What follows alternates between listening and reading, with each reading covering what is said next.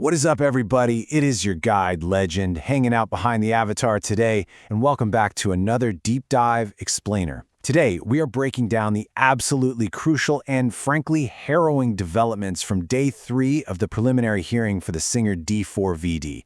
Now, as a quick reminder for those who might just be joining us on this case, he is accused of the shocking murder and dismemberment of 14-year-old Celeste Rivas Hernandez back in 2025. It is a heavy one, folks. But before we get into the weeds of this, if you find these structured visual breakdowns helpful, do me a huge favor. Go ahead and smash that like button and make sure you subscribe for more content. It really helps the channel out. Okay, let's dive right into this. So because the subject matter today shifts really rapidly between behavioral observations, physical forensics, and some intense digital tracking, we've gone ahead and structured today's explainer into 4 distinct sections. Number 1, courtroom drama and demeanor. Number 2, analyzing the physical evidence. Number 3, digital tracking and timelines. And finally, number 4, the defense alternative narrative. All right, part 1, courtroom drama and demeanor. Let's set the scene. Okay, so before a single piece of evidence was even presented on Day 3, the judge set an incredibly strict tone. I mean, they are completely locking this room down. A reporter was actually kicked out, excluded from the courtroom entirely, just for violating live transmission rules. The court is strictly, and I mean strictly, enforcing a no camera and no phone policy.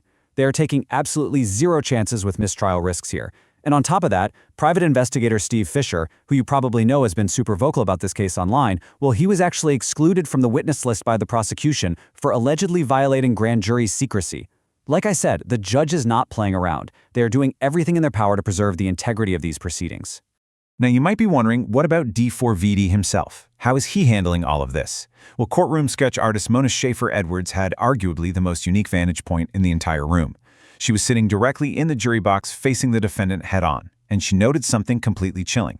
She said, and I quote, "He's on another plane. He seems completely disengaged. He's not reacting much."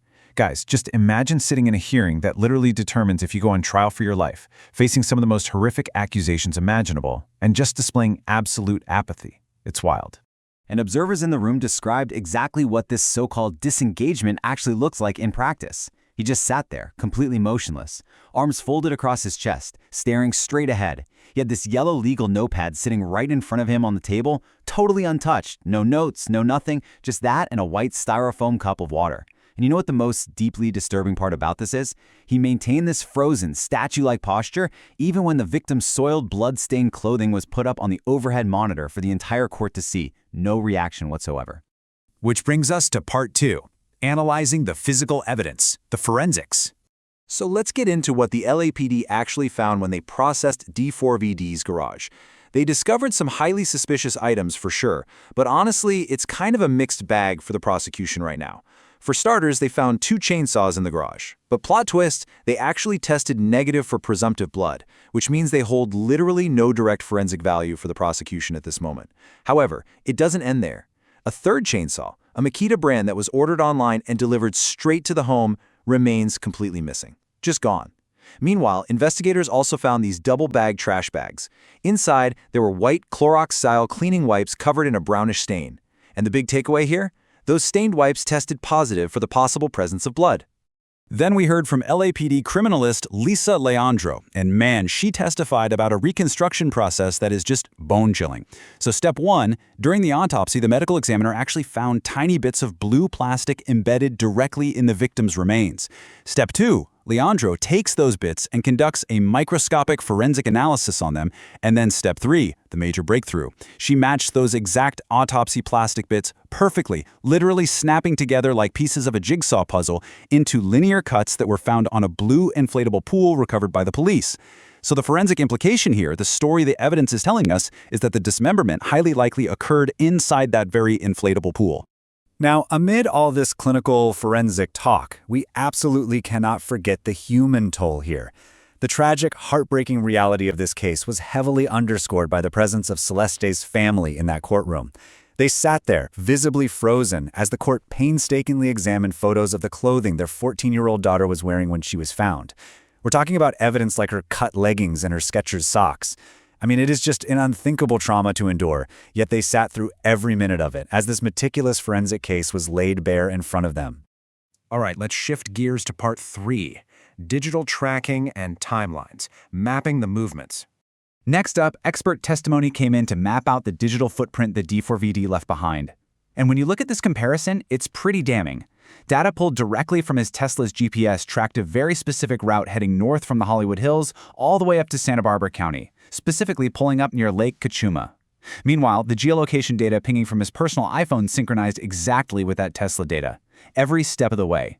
And why is this so crucial? Because Lake Cachuma happens to be the exact, specific location where investigators discovered the victim's passport card. So, to put this all into perspective, the crucial detail here is the date. This perfectly synchronized digital journey driving up the coast happened on April 24, 2025.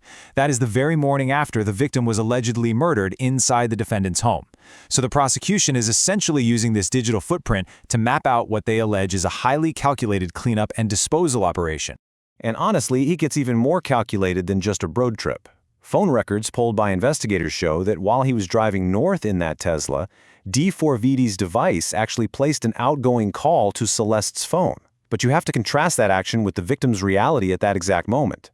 According to the timeline the prosecution is building, Celeste was already allegedly deceased back at his home. So prosecutors are strongly suggesting that this was a deliberate, staged phone call. A movement to establish a fake alibi or lay the groundwork for a cover-up, knowing full well she was never, ever going to answer that call. So how do you fight against that? That brings us to part 4, the defense alternative narrative, counterarguments. Right off the bat, a really critical question arises from the testimony we just went over.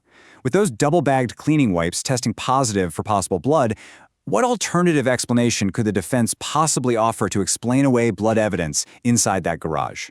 Well, get ready for a massive twist that came out during cross-examination. It turns out LAPD investigators actually found jars and jugs of fake blood sitting right there in the garage. So the defense is now arguing that the garage was actively being used as a workspace for music video merchandising. They are claiming that t-shirts were intentionally being stained with this fake blood for the singer's brand and aesthetic. And crucially, this is huge, LAPD forensic teams actually tested those specific jugs and confirmed, yes, they did indeed contain fake blood. So suddenly, the defense has this totally non-criminal business-related narrative to potentially explain away at least some of the seemingly blood-stained evidence found at the scene. Furthermore, legal analysts watching this case are quick to point out a pretty glaring gap in the prosecution's current presentation. Look, the state has an incredibly robust, circumstantial case regarding the post-incident cleanup. They've got the dismemberment puzzle pieces, they've got the synchronized digital tracking, they've got the missing supplies, but as of right now, they lack direct evidence of the actual murder act itself. There is no home security video showing the killing. There are no eyewitnesses to the act. It is a case that is currently built almost entirely on what happened after the incident took place. Which brings us to our final provocative thought for this explainer. As this preliminary hearing wraps up its third grueling day, we have to ask ourselves, will this massive, complex web of digital pings, forensic puzzle pieces like that blue pool, and highly circumstantial behavioral evidence be enough for the judge to establish probable cause? Will it be enough to move this harrowing case forward to a full-blown trial? Now, legally speaking, it's a pretty low bar for a prelim, but the stakes here literally could not be higher. Thank you guys so much for hanging out with me, Legend, on this deep dive explainer. I hope this broke it down clearly for you. Remember to hit that like button and subscribe to the channel so you never miss an update, because we are absolutely going to continue tracking this trial as it develops. Until next time, stay curious and stay focused. See ya!